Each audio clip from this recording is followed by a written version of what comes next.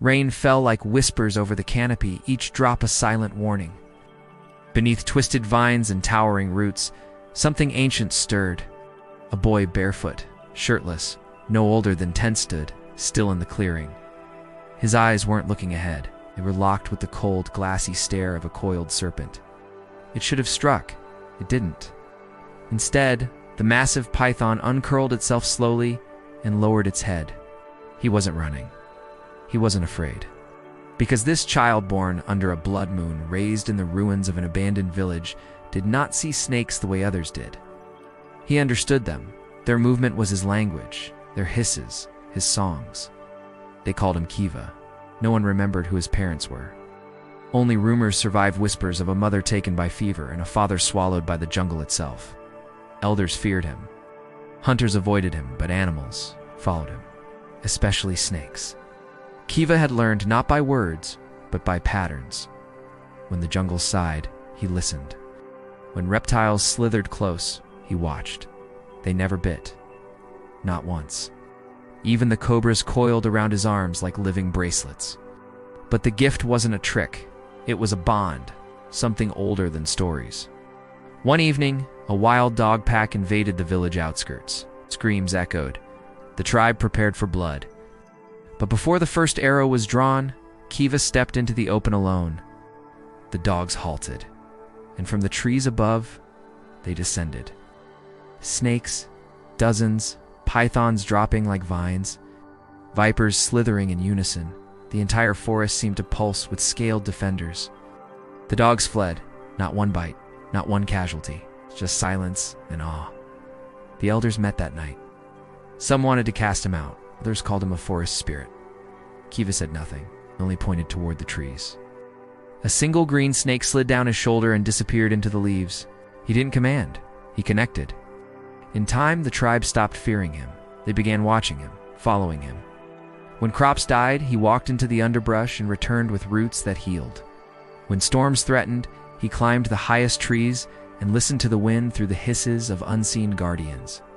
Kiva never asked for power. He listened on. The jungle answered. Not every miracle is loud. Some are silent, scaled, and misunderstood. But when one heart learns to beat with the forest, even venom becomes voice, and he spoke fluently.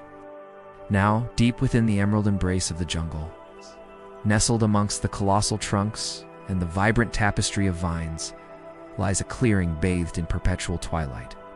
Here, amidst the symphony of the cicadas, a young boy sat cross-legged, his eyes closed in concentration. This was Kiva, the boy who could speak the language of snakes. His tribe, wary yet intrigued, observed him from a distance. Kiva, oblivious to their gaze, reached out a hand, palm up, towards the dense foliage. From the emerald shadows emerged a magnificent green anaconda, its scales shimmering like emeralds in the dappled light. With a gentle nudge of its head, it acknowledged the boy and coiled itself around him, forming a living emerald throne. As the sun dipped below the horizon, casting long shadows across the clearing, more serpents emerged. Pythons, cobras, and vipers, their scales catching the last rays of sunlight, slithered to join the gathering. Kiva, his eyes still closed, hummed a tuneless melody. It was a song without sound, a dialogue conducted in the ancient language of his kind. Each snake, a distinct personality, basked in the clearing, their hisses and clicks weaving a complex conversation. Kiva, the interpreter, listened, his brow furrowing in concentration. Suddenly his eyes snapped open, reflecting the emerald fire of the anaconda's scales. He sprang into action, racing into the thick undergrowth. The tribe watched, their faces etched with worry, as Kiva disappeared into the labyrinth of trees and vines. Moments later, they heard a cacophony of alarmed barks. A pack of wild dogs, their eyes gleaming with feral hunger, burst from the undergrowth, their target, the defenseless women and children of the tribe. But before the dogs could close in, a chorus of hisses echoed through the trees. The snakes, alerted by Kiva's earlier urgency, had anticipated the danger. One by one, they slithered into the clearing, forming a living wall between the dogs and the vulnerable villagers. The largest anaconda reared up, blocking the path of the lead dog. Its emerald eyes, cold and reptilian, stared down the canine, its jaws agape, revealing rows of sharp, menacing teeth. The dogs, though fierce, seemed to understand the futility of challenging such a formidable opponent. They snarled and snapped, but the snakes held firm, their scales shimmering like polished armor. As the standoff continued, Kiva emerged from the trees, his face grim. With a series of swift movements, he began directing the snakes, guiding them to advantageous positions, ensuring the safety of his people. The dogs, sensing defeat, eventually retreated into the jungle, their barks fading into the twilight. When the danger had passed, the villagers approached the snakes cautiously. Kiva, with a reassuring nod, touched the head of the largest anaconda, its scales cooling beneath his fingertips. As the night deepened, the snakes, their duty done, vanished back into the jungle's embrace, leaving behind the clearing and the grateful villagers. Around a crackling fire, the tribe shared stories and laughter, their fear of the snakes replaced by admiration and respect. Kiva, the boy who spoke to snakes, sat quietly, his gaze distant, lost in the emerald depths of the jungle. Years passed, seasons changed, and Kiva grew. His bond with the snakes only deepened, their trust in him absolute. Yet a part of him yearned for more, a desire to understand the very essence of his gift, the reason for his connection to the serpents.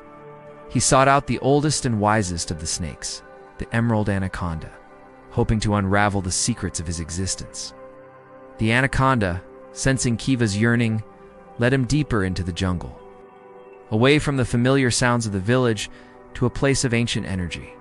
Here, amidst the moss-covered ruins of a forgotten temple, the anaconda revealed the truth to Kiva through telepathic whispers. Kiva learned that he was not just a boy chosen by the snakes, but a conduit between the spiritual realm and the physical, a bridge between two worlds. His ability to communicate with snakes was a legacy, one that had been passed down through generations of his bloodline, a lineage of protectors of the jungle. Armed with this knowledge, Kiva's resolve solidified. He embraced his role as the guardian of the jungle, vowing to protect its inhabitants and preserve its balance. With renewed purpose, Kiva returned to the village, where his understanding of his gift and his responsibility as its inheritor had grown. He shared his newfound wisdom with the tribe, teaching them about the legacy of snake herders that flowed through his veins. The villagers, awestruck by Kiva's revelations, rallied behind him, recognizing his importance not just to them, but to the very soul of the jungle. Together, they formed a united front, ready to defend the jungle and its mystical inhabitants against any threat. Kiva, now a young man, stood tall, his gaze steady, his heart filled with purpose. The snakes, sensing his unwavering commitment, pledged their undying loyalty to him. They coiled around him, forming a living testament to the bond they shared, a bond forged in understanding, trust, and love. As the years rolled by, the legend of Kiva, the boy who could speak to snakes, became a tale whispered through the ages. His name echoing through the emerald heart of the jungle, it's a symbol of harmony between humanity and nature. A reminder that sometimes the most profound connections are forged in the most unexpected places.